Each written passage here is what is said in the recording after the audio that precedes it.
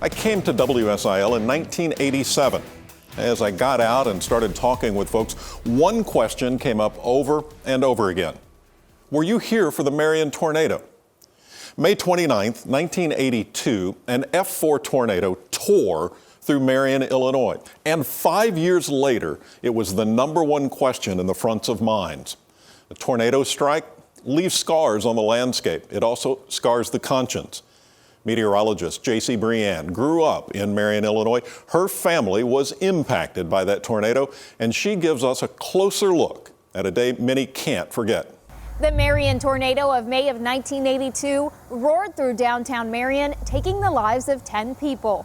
My family was considered to be some of the lucky ones. Some of the worst damage extended from Marion Ford to the Shawnee apartments where my mom had lived just weeks before the storm. People not only lost loved ones and property, but lives were forever changed. They said that I had lost a large amount of blood, and if he hadn't have got me there, then I probably would have bled to death. Brenda Holup went to work on the day of the tornado just like any other. But what she didn't know is that her life would never be the same. The doctor said that it looked like someone had just took a stick of dynamite and behind your knee just blew all that out. Brenda and her friend Sherry rode out the tornado in the Taco Gringo restrooms behind the Bonanza, which is now Tequila's.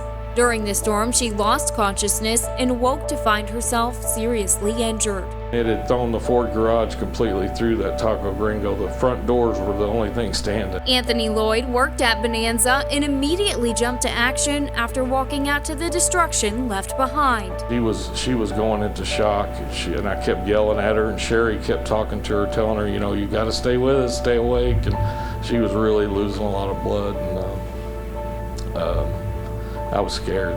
I can remember driving over the rubble. I can still remember that, and feeling the bumps. It wasn't until waking up after surgery that Brenda realized the extent of her injury.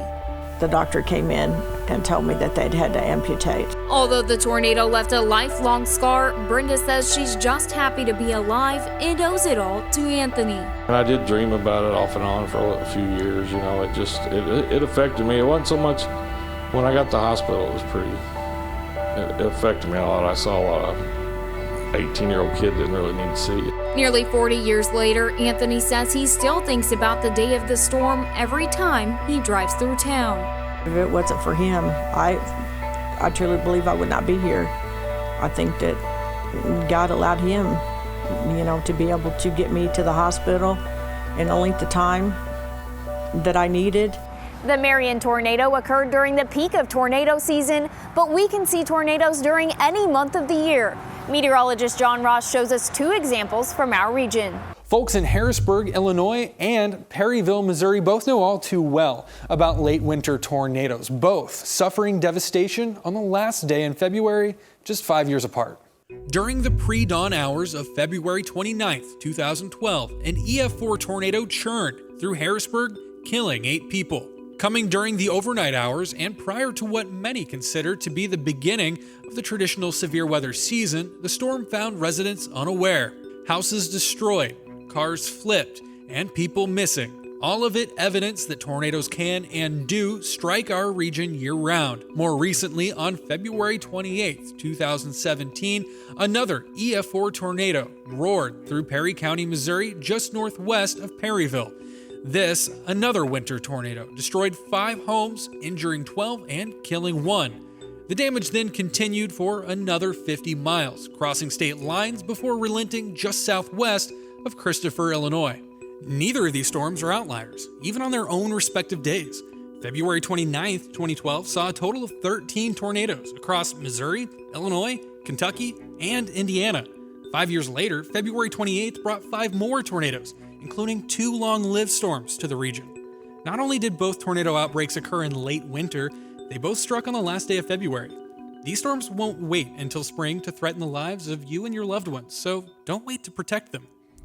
Unique. That's one way to describe the geographical elements that make the United States so prone to tornadoes. The cold air streaming down the Rockies, the dry air coming off the desert, and the moisture pumping up out of the Gulf of Mexico make the United States the global leader in tornadoes. We think of them as a springtime thing, and April and May sure to lead the way. But in our region, it's important to note that just as many tornadoes occur in the month of November as they do in the month of February. We can never let our guard down. What's scarier than a tornado? How about a nighttime tornado?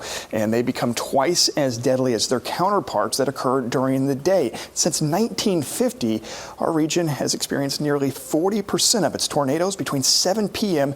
and 7 a.m. That's why it's important to always have a plan and have multiple ways to receive warnings. It's clear that deadly storms can and do strike when they are least expected. That's why it's important to have multiple ways to receive alerts in the event of dangerous weather.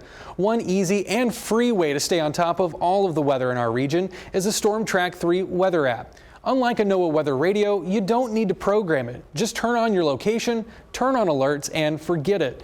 It also goes everywhere you do. Anytime you want to check the weather, you'll always have access to the latest conditions and forecasts at your fingertips, regardless of your location. Know that we've got you covered 24 hours a day, 7 days a week with the Storm Track 3 weather app. There may come a time the Storm Track 3 app alerts you to a tornado warning and you find yourself in a space like this. Today I'm in a gymnasium. This could just as easily be a big box store. The idea of tall walls and a long span ceiling makes this an unsafe space. Tornadoes will put enormous force on a tall wall, and we have to remember, tornadoes lift and drop debris. That debris can be cars or even larger. A car falling through that roof or a ceiling makes this a very unsafe place to be during a tornado. But normally, in a space like this, you're just one door away from safety.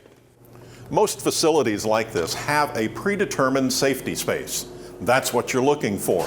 But if you can't find it or you can't get there and you're threatened by a tornado, just stepping into this hallway, I'm surrounded by concrete block construction and steel reinforced doorways, making this a much safer place to be than out there. Next, quick action saved this woman and her family. We've got you covered on the best ways to stay safe in your home when a tornado strikes. Next on Project Tornado.